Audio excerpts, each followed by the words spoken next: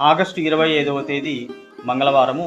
ఈరోజు పంచాంగం మరియు రాశి ఫలాలను పరిశీలించినట్లయితే సూర్యోదయము ఉదయము 6:05 ప్రారంభమవుతుంది. సాయంకాలం 6:27 సూర్యాస్తమయం. శ్రీ పరాభవ నామ సంవత్సరం, దక్షిణాయనం, వర్ష ఋతువు, శ్రావణ మాసం, శుక్లపక్షం, మంగళవారం. తిథి ఈరోజు ద్వాదశి తిథి జరుగుతూ ఉన్నది. ఉదయం 6:21 వరకు ఉంటుంది. అనంతరము శుక్ల త్రయోదశి ప్రారంభమవుతుంది. ఈరోజు ఉత్తరాషాఢ నక్షత్రము రాత్రి 10:51 వరకు ఉంటుంది. అనంతరము శ్రవణ నక్షత్రం ప్రారంభమవుతుంది. శుభ సమయాలు పరిశీలించినట్లయితే ఈరోజు అమృతకాలం మధ్యాహ్నం 3:49 నుండి సాయంకాలం 5:34 వరకు ఉంటుంది. అదేవిధంగా అభిజిత్ ముహూర్తం పరిశీలించినట్లయితే ఉదయం 11:52 నుండి మధ్యాహ్నం 12:41 వరకు ఉంటుంది. ఇక బ్రహ్మ ముహూర్తాన్ని పరిశీలించినట్లయితే ఉదయం 4:32 నుండి ఉదయం 5:19 వరకు ఉంటుంది.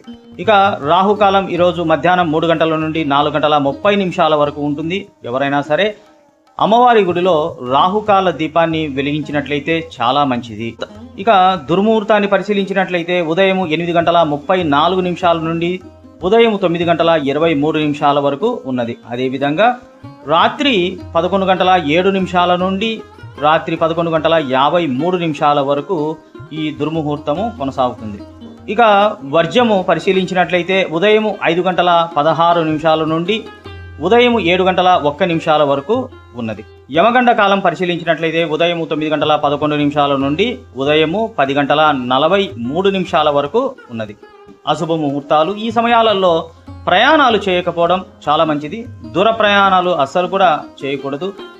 రెగ్యులర్గా వెళ్ళే వారికి అంతగా వర్తించదు. కాకపోతే ఇష్టదైవాన్ని ప్రార్థించి నీళ్లు తాగి వెళ్ళడం చాలా మంచిది.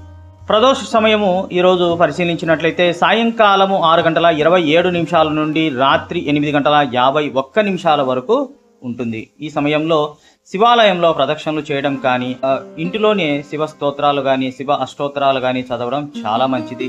లేదా శివనామ స్మరణ చేయడం కూడా చాలా మంచిది. ఇక ఈ రోజున దిశశూల ఉత్తర దిశ ఉన్నది. అంటే ఎవరైనా సరే మీరున్నటువంటి ప్రాంతం నుండి ఉత్తర ప్రాంతానికి వెళ్ళాలి అనుకుంటే మాత్రము ఈరోజు వాయిదా వేసుకోవడం చాలా మంచిది.